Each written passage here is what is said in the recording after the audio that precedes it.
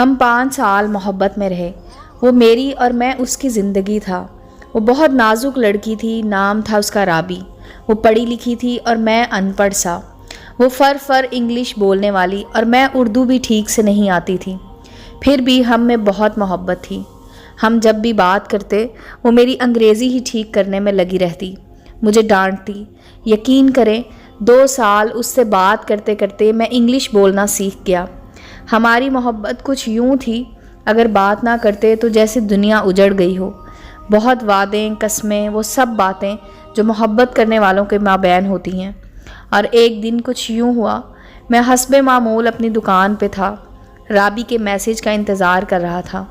پورا دن گزر گیا، اس کا نمبر بند تھا۔ پھر لگ بھگ کوئی 4 بجے اس کا میسج آیا۔ وہ رونے لگی۔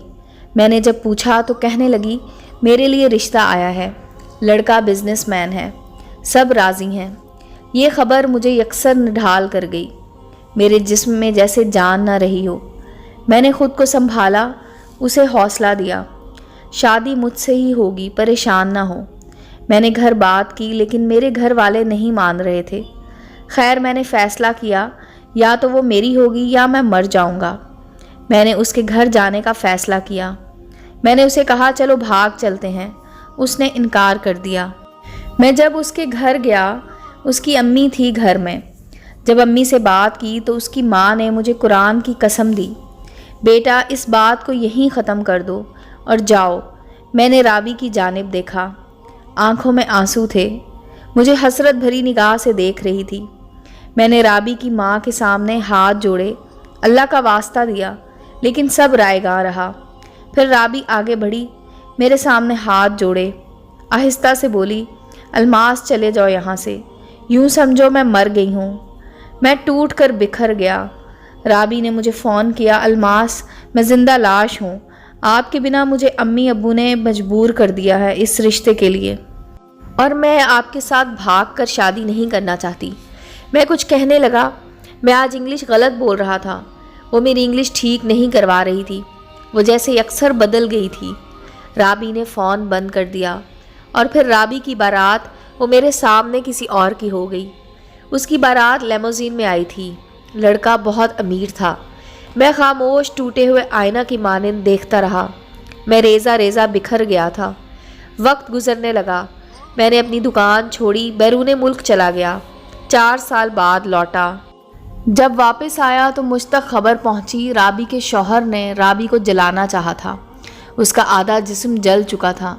رابی کا شوہر بہت ظالم انسان تھا، طلاق ہو چکی تھی۔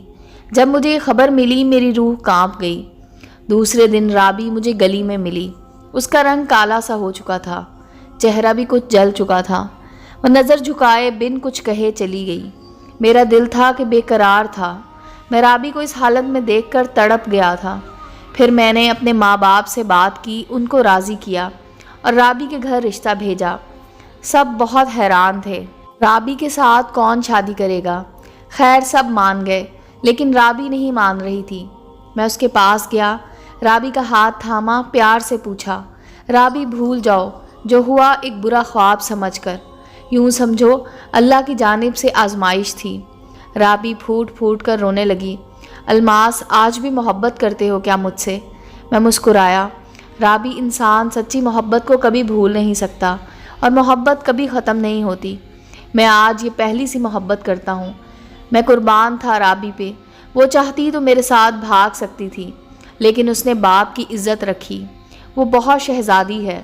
رابی آخر مان گئی اور ہماری شادی ہو گئی۔ ہمارے 2 بیٹے ہیں ماشاءاللہ۔ رابی اب بہت خوش ہے۔ میں خوش ہوں۔ رابی اکثر مجھے محبت کا فرشتہ کہتی ہے۔ میں جب پوچھتا ہوں یہ نام کیوں تو کہتی ہے آج کل ہر محبت کرنے والا مطلب پرست ہے، یہاں مطلب مکمل ہوا وہاں محبت ختم ہو جاتی ہے، محبتوں کو تو جسموں کا نام دے رکھا ہے۔